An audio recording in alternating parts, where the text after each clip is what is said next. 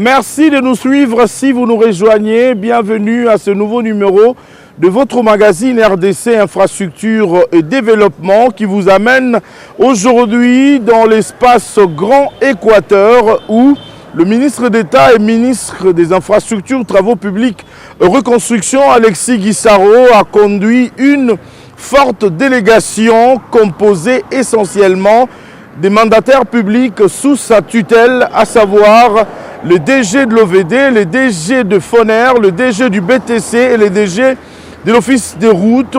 L'objectif de cette mission était d'inspecter les travaux de routes et de voiries financés par le programme d'entretien routier, le PER, également les travaux financés par le Trésor public. Cette mission d'itinérance a conduit le ministre d'État et ministre des Infrastructures, Travaux publics et Reconstruction, Alexis Guissaro, respectivement, à Mbandaka, à Boende, à Bikoro, à Zongo, à Gbadolite, à Gemena, à Bumba, à Lissala, bref, dans tout l'espace Grand Équateur. Nous allons vous présenter le résumé du séjour du ministre d'État Alexis Guissaro. Ainsi se présente, mesdames et messieurs, le menu de notre numéro de ce jour. Bienvenue à votre magazine RDC Infrastructure et Développement.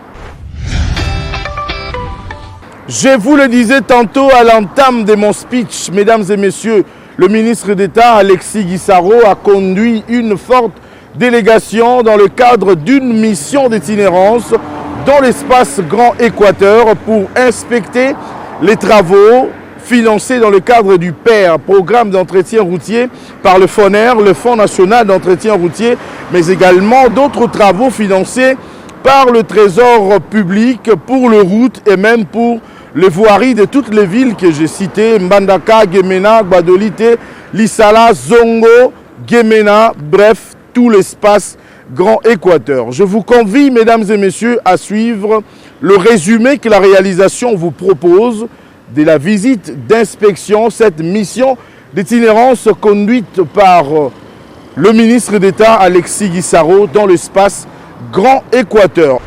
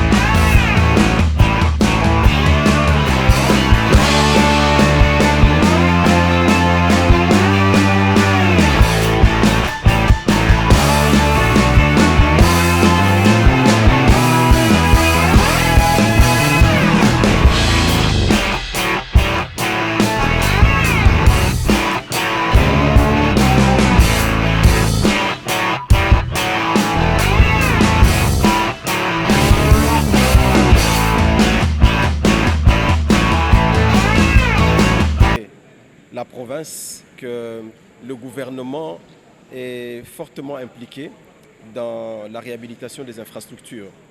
Nous lui avons parlé du programme que nous avons en termes d'entretien de la voirie ainsi que des différents tronçons routiers, les routes nationales ainsi que les routes provinciales.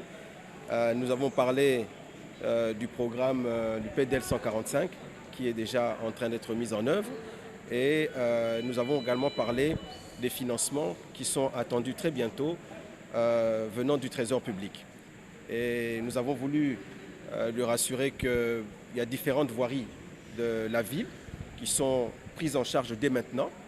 Nous lui avons rassuré que à partir d'ici 10 jours, l'avenue de la Libération, celle qui quitte l'aéroport jusqu'ici au centre-ville, va être pris en charge, donc complètement réhabilité, et différentes autres artères de la voirie de la ville de Mbandaka. Nous savons que très bientôt, cette ville va être honorée par la présence de son Excellence Monsieur le Président de la République et qu'une conférence de gouverneurs va être organisée ici. Et donc la ville de Mbandaka va être un peu la capitale de la République pendant un certain temps. Et donc dans ce cadre-là et dans le cadre d'une visite aussi normale des différents investissements que fait le ministère des Infrastructures dans les voiries, il était important que nous puissions échanger avec le gouverneur sur l'ensemble de ce programme qui est en train d'être mis en œuvre. Et en cela, nous sommes accompagnés des responsables des différentes structures du ministère, l'Office de route, l'Office de voirie, le FONER, ainsi que le Bureau technique de contrôle. Tous les responsables sont là, ils nous accompagnent, nous sommes dans la même équipe pour nous rassurer que réellement les travaux qui sont commandés sont exécutés dans les règles de l'art.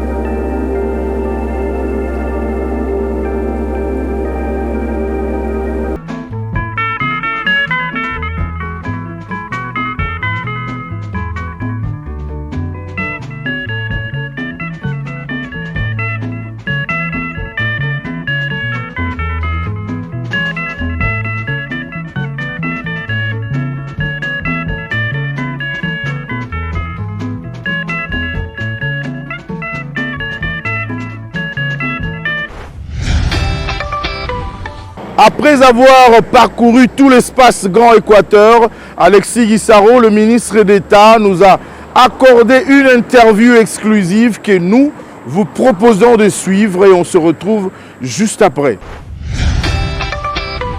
Excellence, Monsieur le ministre d'État, c'est par ici que vous venez de terminer votre mission d'itinérance.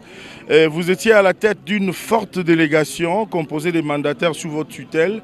Est-ce que nous pouvons avoir l'économie, les objectifs de cette mission?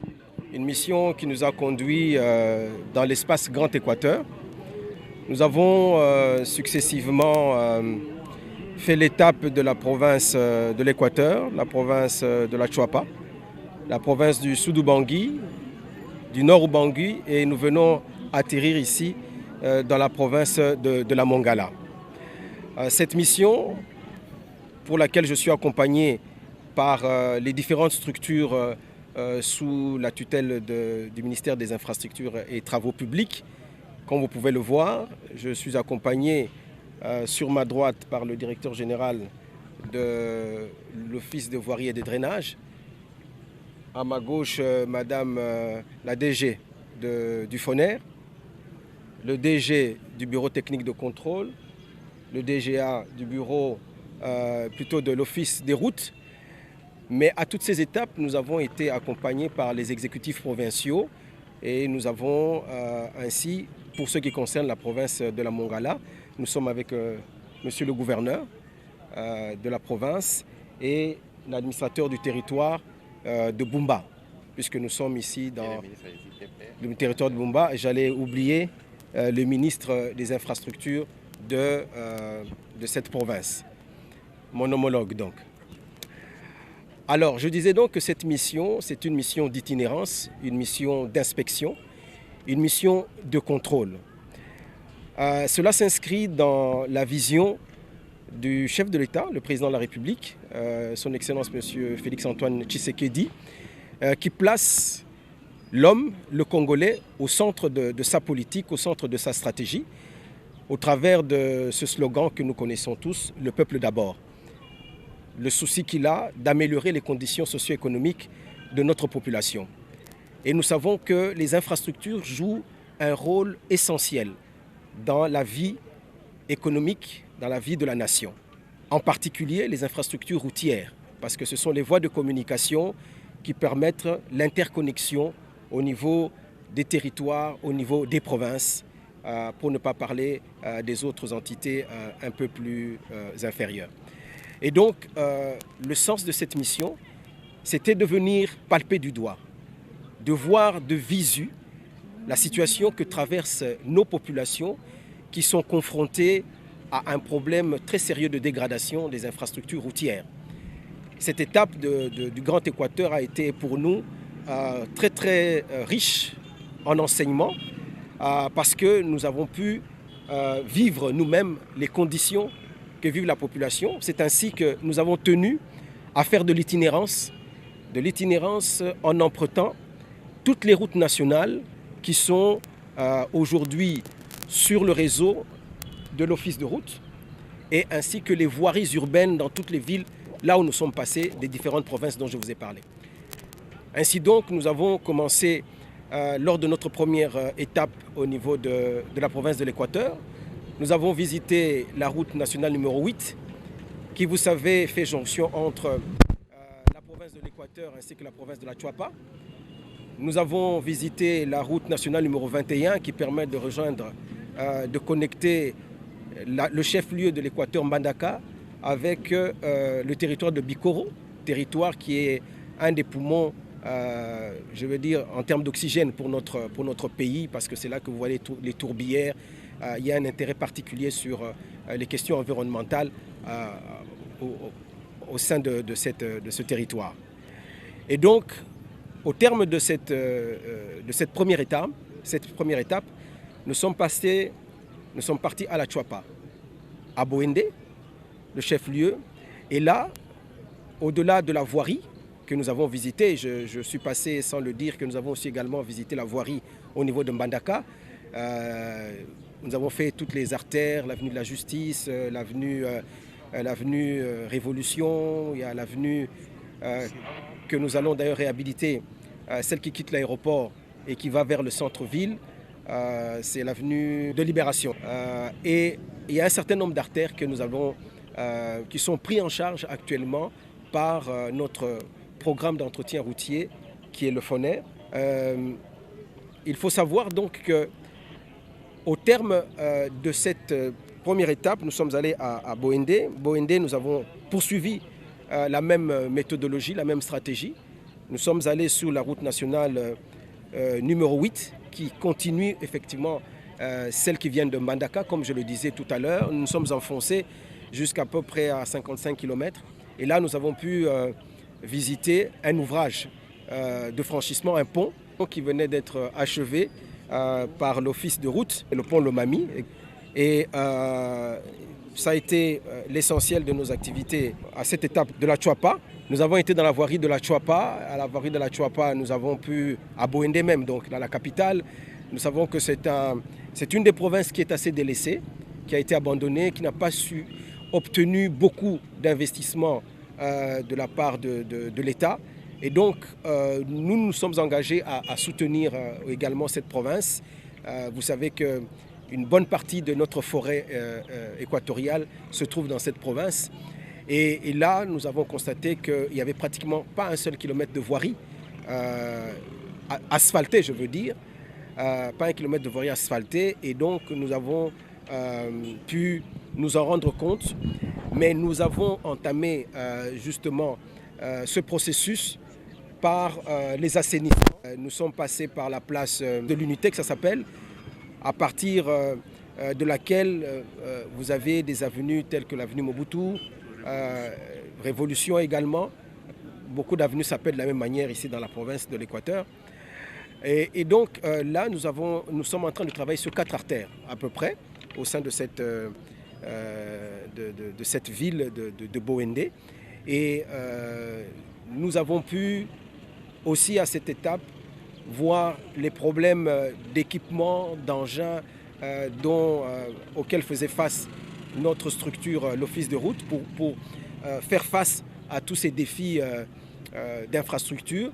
Et donc là, ça va nous permettre aussi de réfléchir à Kinshasa sur comment doter l'ensemble de toutes ces provinces d'équipements adéquats pour pouvoir réaliser tous ces travaux sur les infrastructures routières. À la 3e étape, nous sommes allés dans la province du sud du Bangui, par bien sûr Guémena, qui en est le chef-lieu. Et là, nous avons pu visiter la route nationale numéro 6. Donc après les 2 provinces du sud de l'ex-Grand Équateur, nous sommes allés maintenant dans les provinces du nord Grand Équateur. Et là, le sud du Guémena était notre première étape, comme je venais de le dire. Nous avons eu l'occasion de visiter à ce moment-là, d'inspecter même la route nationale numéro 6, en faisant la route au-delà de 250 km aller-retour. Donc ça veut dire qu'on était à plus de 500 km de route. Et donc nous avons pu visiter les infrastructures aussi de la voirie de Zongo. Et par la suite, nous sommes rentrés à Guémena. Et là de même, nous avons pu palper du doigt la problématique aussi des érosions dans cette ville-là, parce que c'est une ville qui est effectivement confrontée à de sérieux défis en termes d'érosion. Nous avons visité 2 érosions. Il y a une érosion qui est déjà prise en charge, qui avait coupé la ville, pratiquement la ville de Guémena en 2. Le tronçon qui va vers Bagata et qui est une voie d'approvisionnement de la ville de Guémena. Mais fort heureusement, avec les efforts au niveau du ministère, on a pu financer la prise en charge de cette érosion. On a mis un pont. Aujourd'hui, le passage est possible, mais nous continuons à travailler sur les infrastructures, disons sur la prise en charge de cette érosion, de manière à ce que les travaux de collecteurs qui sont déjà entamés puissent déboucher jusqu'à l'exutoire final, qui sera le fleuve Congo. Et donc, nous encourageons nos infrastructures parce qu'ils sont en train d'abattre un travail énorme là-dessus. Et donc voilà, on a eu le temps de visiter en fait, en tout cas l'essentiel des infrastructures de cette province, ce qui nous a permis d'aller à la 4e étape, qui est la province du Nord-Ubangui. Et là, nous avons atterri dans la ville de Gbado, la ville de Gbadolité, qui est le chef-lieu de cette province, la province du Nord-Ubangui. Nous sommes livrés au même exercice que dans les 3 autres provinces précédentes.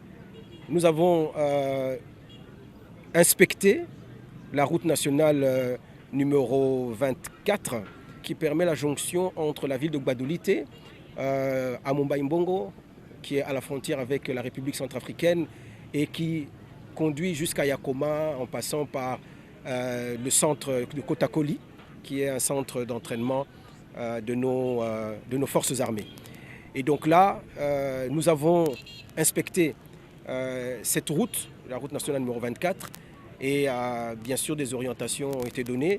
Nous avons eu l'occasion de voir en termes d'érosion côtière dont est victime cette ville frontalière, disons plutôt cette entité frontalière de Mobaye, où nous avons ce grand barrage hydroélectrique qui permet d'alimenter en énergie électrique la ville de Gbadolite, qui peut-être, si nous terminons l'ouvrage, pourra également alimenter en énergie électrique l'essentiel de toutes les provinces du Grand Équateur. Alors, nous avons pu également aussi inspecter la voirie de cette ville de Gbadolite, qui quand même, nous pouvons le dire par rapport aux autres provinces, a quand même une voirie qui a été faite depuis le temps à l'époque du maréchal Mobutu. Donc là, la voirie, nous sommes plus dans un travail d'entretien de ces voiries pour qu'elles puissent rester en état. Et c'est ainsi que nous avons clôturé cette étape. Alors, au terme de la 4e étape, nous sommes venus ici, dans la province de la Mongala, qui était la 5e étape. Nous avons commencé par le chef-lieu, bien sûr, qui est Lissala. Et là, le gouverneur continue à nous accompagner jusqu'à présent. Lissala, une ville qui a effectivement aussi, qui fait face aussi à un problème d'érosion. Nous avons, dans le cadre de l'inspection de la voirie, visité les différentes érosions qui sont là, des érosions qui franchement nécessitent des interventions urgentes. Nous avons visité l'érosion Tabora, voilà, l'érosion Tabora, qui est une érosion vraiment qui s'est fortement développée avec beaucoup de têtes d'érosion qui menacent vraiment la ville. Nous avons visité l'érosion du camp également, et puis nous avons vu également les voiries de la ville. Nous avons inspecté en compagnie de l'OVD les travaux qui sont effectués actuellement sur différentes artères de la ville. Il y a l'avenue du port ou l'avenue du fleuve, où là on est en train de construire un collecteur pour pouvoir prendre en charge les eaux de ruissellement qui menacent également la partie côtière. Et le collecteur est pratiquement achevé. Nous nous sommes arrêtés là, il y a des images. Et là, c'est un grand bravo pour le travail qui a été fait. L'avenue du port est prise en charge. Nous avons vu également l'avenue de l'Indépendance où les travaux d'assainissement sont en train d'être réalisés. Donc, c'est une ville qui, aujourd'hui, bénéficie des interventions de l'OVD et pour lesquelles nous allons continuer à poursuivre les efforts pour éviter toutes les conséquences fâcheuses que nous pourrions enregistrer avec les érosions, ainsi de suite. C'est ici que nous sommes en train de clôturer notre mission, notre tournée d'inspection dans la grande province de l'Équateur. Ex-Équateur, bien sûr. Chaque fois que je dis Équateur, il faut bien comprendre que je parle du grand Équateur de l'époque. Mais ici, c'est la Mongala. Le territoire de Bumba, nous avons eu le temps également de faire le même exercice. Nous avons pris la route, la RN6. Nous avons visité cette RN6 de part en part. Nous avons pu aller en profondeur jusqu'à 79 km, où là, il y a un ouvrage qui est en train d'être réalisé. Le chantier est en constitution pour l'instant. Et ça, c'est dans la direction de Bumba vers Bunduki. Il faut savoir que Bumba est une ville qui a une activité économique très importante. Et la population vit ici des échanges économiques. Et ces échanges ne sont possibles que si les routes nationales sont mises en état de praticabilité. Donc nous avons été jusqu'à 79 km dans cette direction-là, jusqu'au pont Lolo, qui est en train d'être réhabilité. Nous avons eu l'occasion d'inspecter effectivement les travaux qui sont en train d'être réalisés par l'office de route. Et là, nous avons donné des orientations très précises à l'office de route, puisque nous étions accompagnés d'eux, bien sûr. Et au terme de cela, nous sommes allés également vers le pont Bassou, ce pont qui est plutôt dans l'autre direction de Bumba, en nous orientant vers Issala, c'est toujours sous la route nationale numéro 6. Et là encore, nous avons vu qu'il y avait effectivement beaucoup d'interventions à faire par l'office de route pour que la RN6 soit vraiment en état de praticabilité. L'objectif que nous poursuivons, c'est que ces deux axes, qui sont des axes, je dirais des axes mères pour l'économie de cette province, la RN8 pour la partie sud et la RN6 pour la partie nord, en partant de Libenge jusqu'à Bunduki, Libenge, Gemena, Akula, Lissala, Bumba, Bunduki. Donc il faut que ces deux axes essentiels pour l'économie de ces grandes provinces soient remis en état et que les gens puissent circuler librement avec les différentes activités qu'ils pourraient exercer sur cette route. Alors, pour clôturer notre périple, nous voici ici dans le territoire ville de Bumba, où nous avons également inspecté les différents travaux qu'est en train d'effectuer l'OVD. Ce qui a beaucoup attiré notre attention, c'est d'abord la problématique de l'érosion côtière dont est victime ce territoire de Bumba. Nous avons pu nous rendre compte que le fleuve a rongé déjà une bonne partie de cette ville sur pratiquement 50 mètres. Et aujourd'hui, une avenue telle que l'avenue du fleuve, qui est l'avenue commerçante où l'essentiel du commerce se fait, cette avenue est menacée aujourd'hui à cause de l'érosion côtière. Ce sont des ouvrages très très importants qui vont demander des investissements lourds et pour lesquels nous allons voir les voies et moyens pour pouvoir faire face à ce défi, qui est un défi technologique, technique et qui nécessite effectivement un financement important. Donc l'érosion côtière, nous avons également remarqué que dans la ville aussi, ou dans le territoire, il y a également quelques ravinements par-ci par-là qui annoncent déjà que si les choses ne sont pas prises en main, demain, nous aurons à faire face à une érosion dans la ville. C'est pourquoi je pense que cette tournée nous aura vraiment permis de palper du doigt tous les défis auxquels est confronté aujourd'hui notre pays en termes d'infrastructures. Ce n'est qu'un échantillon puisque c'est une partie de notre pays, le Grand Équateur. Nous avons vu le besoin, mais un besoin criant qu'ont nos offices en termes d'équipement. Vraiment, il faut un travail louable, mais je crois que le gouvernement se doit de les accompagner en investissement dans les équipements. Chaque province doit être dotée d'équipements conséquents, de brigades, d'ateliers de concassage, d'ateliers des usines d'enrobés qui vont permettre effectivement qu'ils puissent intervenir de la meilleure façon qu'il faut. Nous avons aussi épinglé quelques problèmes d'organisation au sein de ces structures qui, bien sûr, avec les moyens de bord, peuvent aussi mieux faire. Et c'est pour cela que nous avons donné des orientations très très claires aux différents offices. Et en rentrant à Kinshasa, nous allons poursuivre cela et donner de nouvelles mesures d'encadrement pour que, avec les moyens de bord, nous puissions rendre un meilleur travail au service de la population. Défis d'équipement, défis organisationnels, mais aussi défis en termes de financement.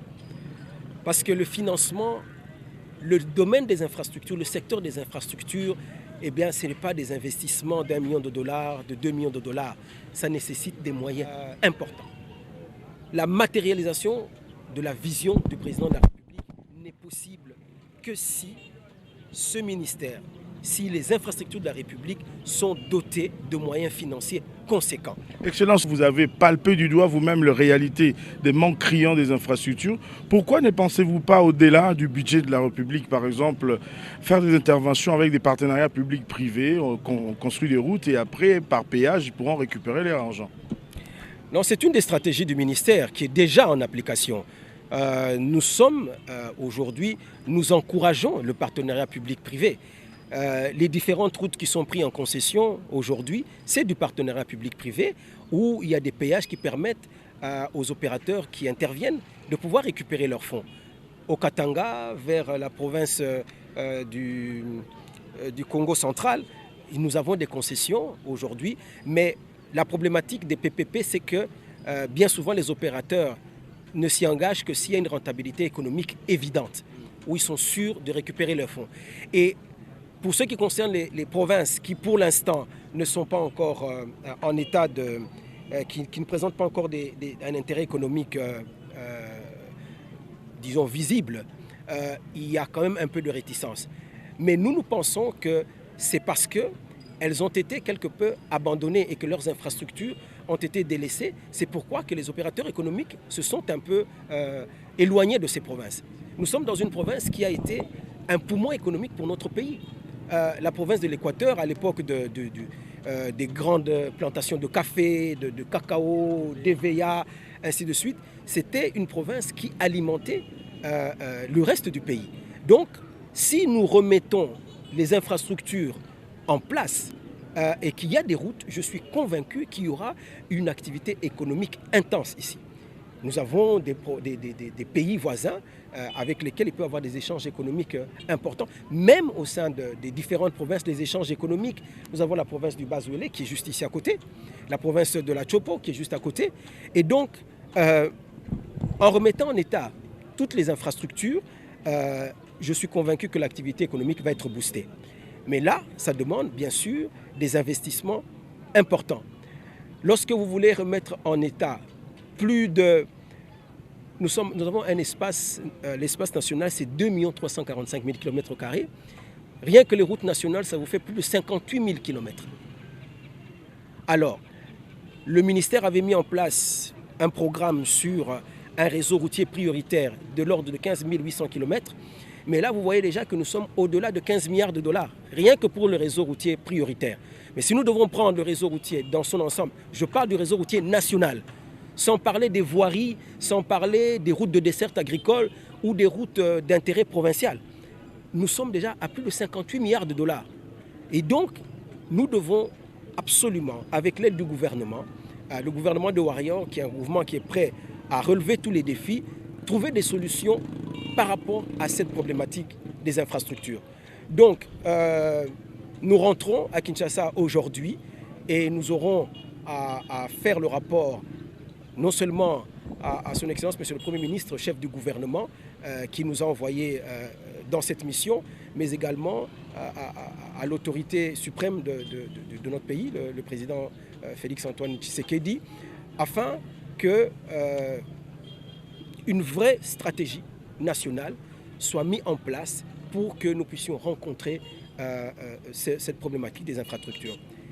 Aucun pays au monde ne s'est développé sans développer les infrastructures. Ne dit-on pas que là où passe la route, le développement suit. Donc, ce que nous disons en guise de conclusion, c'est que nous devons nous pencher. Nous devons nous pencher sur cette problématique de la route, sur la problématique des infrastructures de la République de manière générale, afin de booster le développement de notre pays. C'était pour moi un grand plaisir, mesdames et messieurs, de vous savoir très nombreux devant vos petits écrans. Cette émission est terminée. Je vous rappelle, vous qui venez de nous prendre en cours, nous avons parlé et nous avons présenté les résumés de la visite d'inspection du ministre d'Infrastructure et ministre d'État, Alexis Guissaro, qui avait conduit une forte délégation dans l'espace Grand Équateur. Il avait dans sa suite les mandataires publics sous sa tutelle, à savoir les directeurs généraux de l'Office des voiries et drainages, les directeurs généraux AI du FONER, les directeurs généraux AI du BTC et les directeurs généraux adjoints de l'Office de route. Mesdames et messieurs, le rendez-vous est pris avec vous pour la semaine prochaine. Prenez bien soin de vous et abonnez-vous sur notre chaîne YouTube Aimé Mutombo pour poursuivre les informations sur la reconstruction de la République démocratique du Congo, mais également les réalités du Congo profond comme nous venons de vous le présenter. On se retrouve la semaine prochaine. Au revoir.